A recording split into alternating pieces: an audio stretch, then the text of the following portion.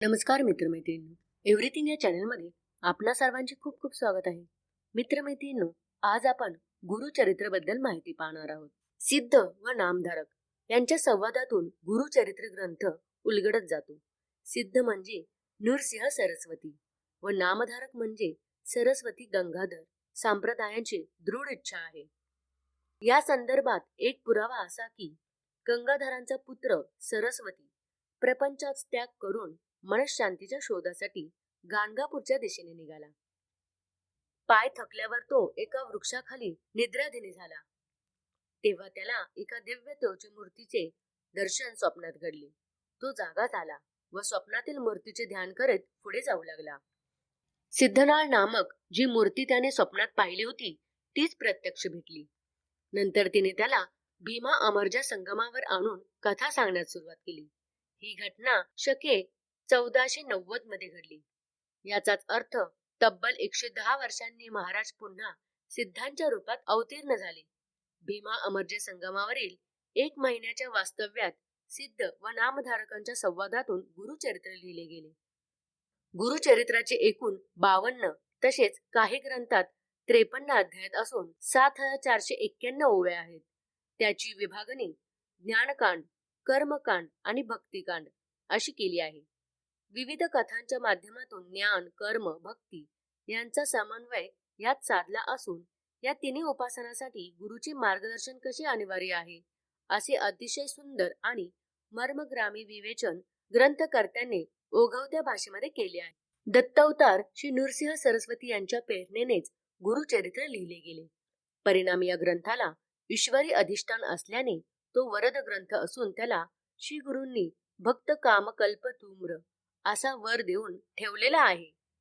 सर्वसामान्य मनुष्याने ईश्वराप्रत होण्यासाठी कशा प्रकारे आचरण ठेवायला हवे याचे मौलिक मार्गदर्शन गुरुचरित्राच्या माध्यमातून केले असल्याने या प्रसादिक ग्रंथाचे स्थान दत्त भक्तांच्या हृदयात 5वा वेद असेच आहे. दिव्य व दैवी परंपरेने चालत आलेल्या मूळ ग्रंथांच्या 1480च्या सुमारास सरस्वती गंगाधरांनी केलेला विस्तार म्हणजे गुरुचरित्र. हा ग्रंथ महाराष्ट्रात लोकप्रिय असून दंत संप्रदायिकांनी त्याला वेदाची मान्यता दिलेली आहे. भक्ती मूर्ती परमार्थ जे जे वाचिले मनात ते ते साध्य होय त्वरित गुरुचरित्र ऐकता. वारकऱ्यांना ज्ञानेश्वरी आणि दासबोध प्रिय, नाथपंथीयांना जसा नवनाथ भक्तिसार प्रिय तसा दत्त भक्तांना श्री गुरुचरित्र हा ग्रंथ पारायणासाठी अतिव प्रिय आहे. योग आणि मंत्रशास्त्राने प्रवर्तक दत्तात्रय असल्याने आणि श्री श्रीपाद श्री वल्लभ श्री नृसिंह सरस्वती हे दत्त अवतारच असल्याने त्या दोघांच्या चमत्कारपूर्ण लीलांचे वर्णन ठायी ठायी केलेले आढळते. याशिवाय यात व्रत वैकल्य सांगितले आहेत, यात्राची वर्णने आहेत, ब्राह्मणाचा आचार धर्म विस्ताराने कथन केला आहे. यात अश्वत्थ, औदुंबर, भस्म महात्मही विशद केलेले आहेत. गुरुचरित्रात शिवपूजनेचे महात्माही विशद केले आहे.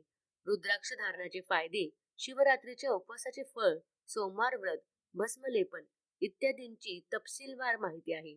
या ग्रंथाने समाजाला शाश्वत मूल्य शिकवली. त्यापैकी पातिव्रत्य हे सर्वश्रेष्ठ वैयक्तिक मूल्य आहे, तर आतिथ्य हे सामाजिक मूल्य आहे. पाप कर्माची प्रवृत्ती कमी होऊन पुण्य प्रवृत्ती वाढवण्यासाठी गुरुचरित्रात कर्मनिष्ठ, धैर्यनिष्ठ, गुरुनिष्ठ अशा स्त्री पुरुषांची चरित्रे जागोजागी आढळतात.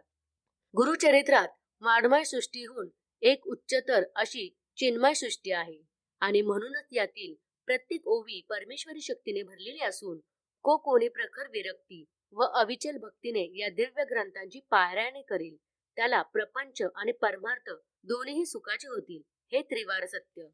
साहजिकच हा ग्रंथ हा सिद्ध मंत्र असल्याची अनुभूती पारायण कर्त्याला आल्याशिवाय राहत नाही.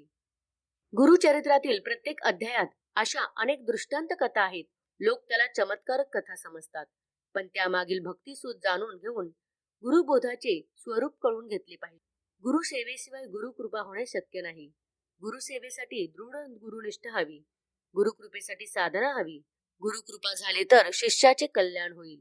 ईश्वर दर्शन होणे हे परमार्थांचे साध्य असले तरी त्यातही अखंडपणाचे आणि सर्वत्र दर्शन सुख प्राप्त होणे ही तितकीच महत्वाची गोष्ट आहे. जीवन धन्यता त्यातच आहे. गुरुचरित्रात अनेकदा दुःख संकटे त्यातून मुक्त होण्याचा उपासना धर्म प्रतिपादला गेला असल्याने पापंचिकांचे जीवन आणि परमार्थिकतेचे मार्गदर्शन यांचा मिलाफ गुरुचरित्रात आहे. पठण चिंतन मनन यापैकी काही घडले तरी त्यांची यथोचित्त फलश्रुती देणारा हा प्रासादिक ग्रंथ आहे, हेच खरे.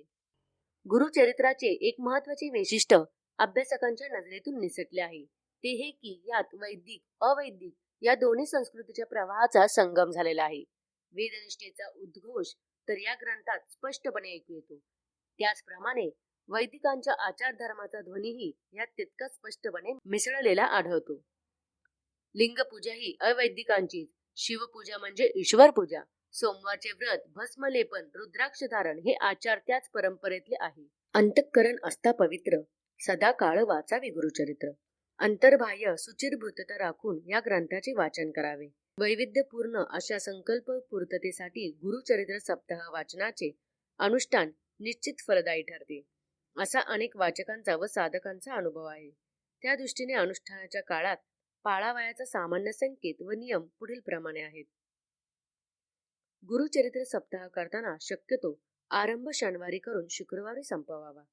सप्ताहाच्या सुरुवातीला, सप्ताह संपल्यावर आणि शक्य असल्यास संध्याकाळी गुरुचरित्राची पूजा आणि श्री गुरूंची पंचपदी व आरती करावी. श्री दत्त जयंतीच्या उत्सवामध्ये ज्यांना श्री गुरुचरित्राचा सप्ताह करायचा असेल त्यांनी समाप्ती जयंतीच्या दिवशी न करता जयंतीच्या दिवशी केवळ चौथ्या अध्यायाचे पारण करून पुष्पवृष्टी वगैरे करून आनंद करावा.